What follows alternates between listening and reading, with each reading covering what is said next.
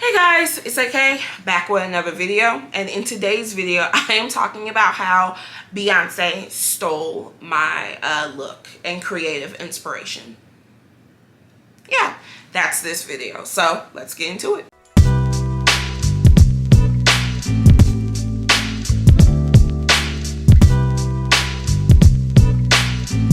Alright, so for those that are new here, again, the name is AK Brown. My channel is all about fashion and style, so fashion styling tips and tricks, fashion industry news, opinions, and then fashion hauls and reviews as well. So thanks so much for tuning in. If you have not done so already, make sure to like, share, subscribe, hit the notification bell. Also, make sure to follow me on all of my social media links. I'll put those in the description below too. No, this is not clickbait. I'm not making this up. Beyonce stole my creative idea inspiration. Okay, we recently did a photo shoot, and recently I would say like early August.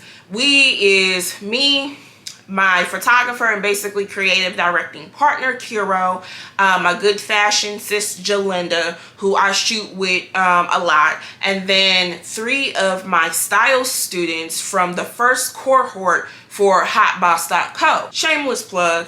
You can sign up below for the next cohort, which is going to be starting here really soon. The editorial was basically a final project, if you will, for my students.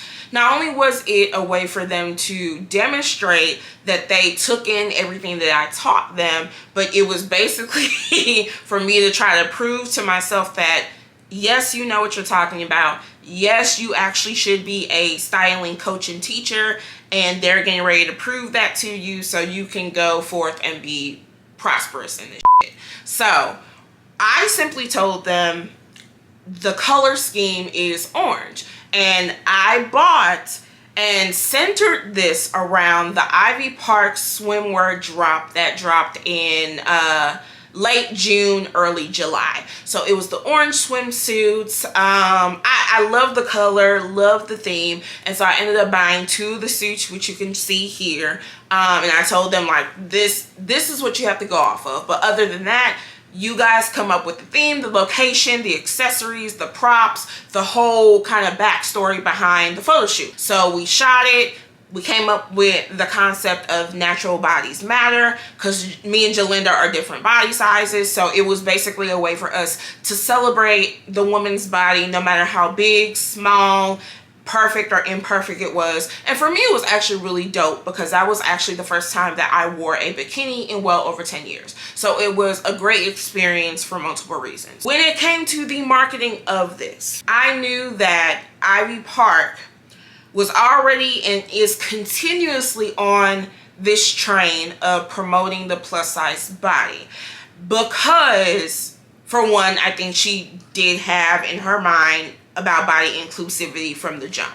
But 2, in one of the last drops, there were a lot of plus size women that bought some pieces but then had a lot of criticism and went to social media because they just weren't giving what they were supposed to give. And I think her team went back, took that criticism, made the necessary changes, and so they're constantly trying to put their best foot forward in what they are producing, specifically when it comes to the plus size expansion of Ivy Park, which is what they should be doing. And so I applaud them on that. I knew, for one, especially with me being the size that I am, I thought that it would be a great depiction of what a confident plus size woman is. And then 2, it's like free promotion. Like, you don't have to do what y'all need to do to find models and to put together this whole concept. We kind of already did it for you. I simply just wanted a repost. That's it. Just post us on one of the accounts. I promise you, we would have been happy and jumping for joy. We also had like our community use specific hashtags so that way more people would have eyes on it. And we took Ivy Park's and Beyonce's hashtags in that campaign and told our community, when you repost or when you comment, use these hashtags to hopefully help us get featured. They didn't feature us, which is fine. We have Brandon Blackwood's team comment because we did have some of his product in the campaign. We appreciate that. And then we also did get published in Out and Out magazine and also by XO Nicole. So that was great for me. And honestly, I was fine because I was only not able to get another feature under my belt, but I was also able to get my team features too, as literally starting off stylists. Like before then, they hadn't taken clients. This was their first project that they had ever worked on. So I was able to get them features that they can use to leverage to get new clients. So I was fine. Then Halls of Ivy dropped. Someone commented on the ad on Instagram and tagged me and said something along the lines of, I remember you and your team doing this. And then when I started to break down the picture, I literally was like, I know you are lying. And then as soon as that happened, I had people texting me, I had people DMing me, I had people Facebooking, messaging me, and it was kind of hard to come to the conclusion that this could happen, because up until that point, I never had any experience with like plagiarism or people stealing ideas and stuff like that. And in my mind, and maybe I'm more naive than most, I wouldn't think that Beyonce, who has more money than any of us combined, that has the disposable income to hire some of the best creative directors, marketers, stylists, photographers, what have you, would have to steal, I guess, inspiration or ideas from a small influencer like me or the people that were on my team. But then once this happened, I was made aware of and did my own research to the numerous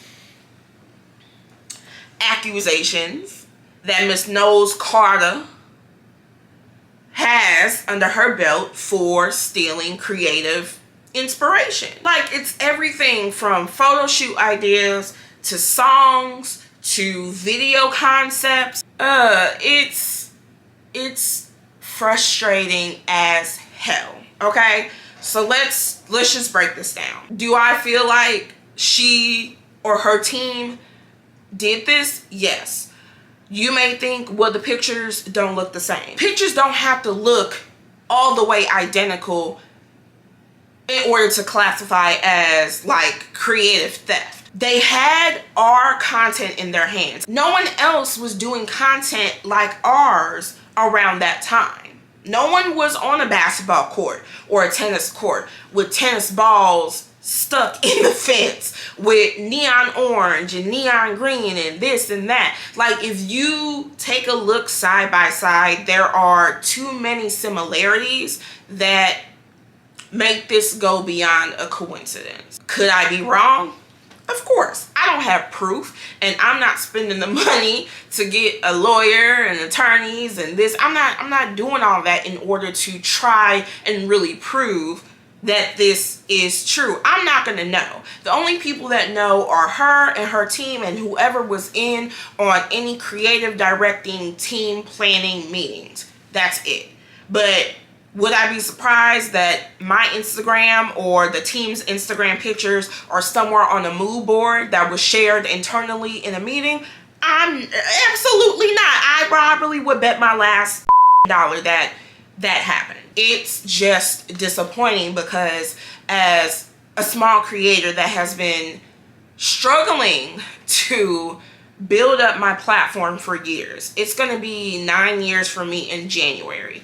And now that I've gotten my footing and really have figured out what I'm meant to do in this industry, and I'm competing with everybody else for social media follows, for features, for clients, for collaborations, I'm in the same boat like everybody else. If it is the case for someone that has the platform to simply do a repost, that could have meant so much to me and my team. That could have literally easily been a pivotal point for me and my team. I was in a payment, money. I would have been happy with a credit. I would have been happy with just give me one piece from the new drop. I would have been fine with that. So if it is the case that she stole the idea or loosely used our inspiration for her new ad campaign, you have to credit small creators and influencers. It's not fair. It's not fair.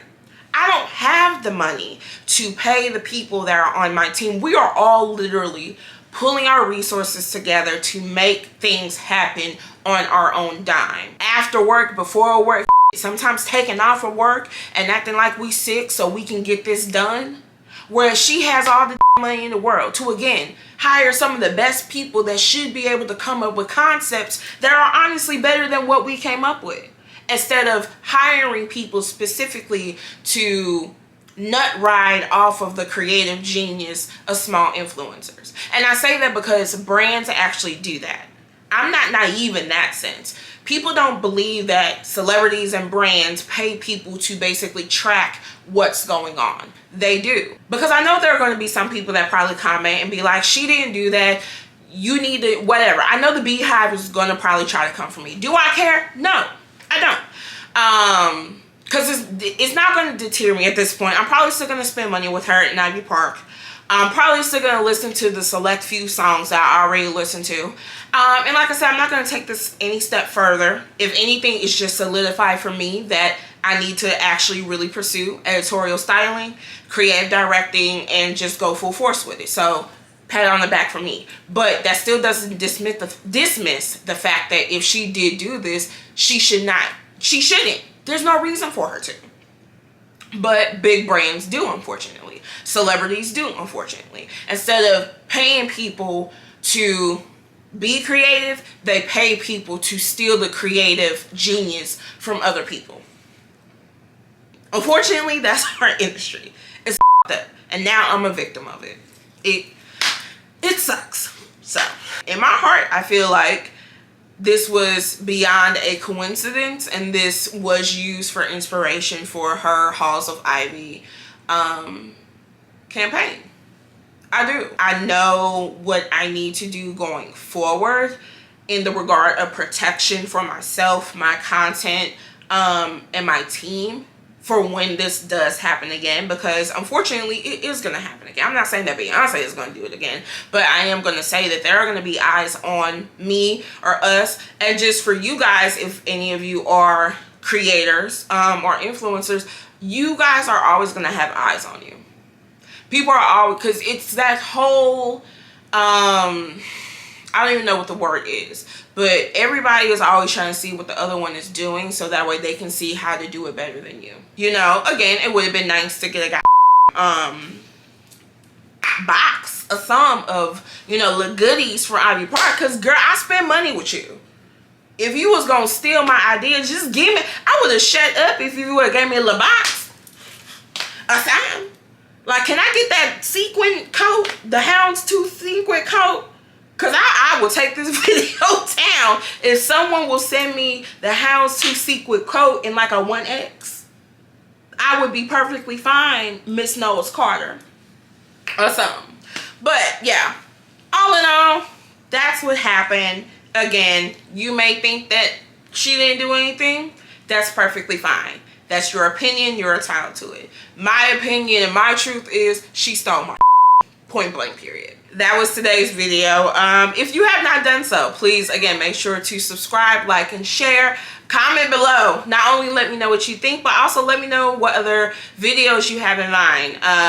In these upcoming weeks, I'm actually going to get more into my fashion styling content. So fashion styling tips for people, general people, common people, people that aren't into fashion like me. And then I'm also going to be having content for my fashion style list. So tools, tips, tricks, and resources that will help you in your fashion styling business and journey. So definitely make sure to check that out. And then again, make sure to hit me up on Instagram too. That's where I'm probably the most active. So if you want to shoot me a message, I definitely respond to mostly everybody. Hit me up in the comments and let's chat. And until next time, stay fashionable and stay safe in this panorama. All right, bye.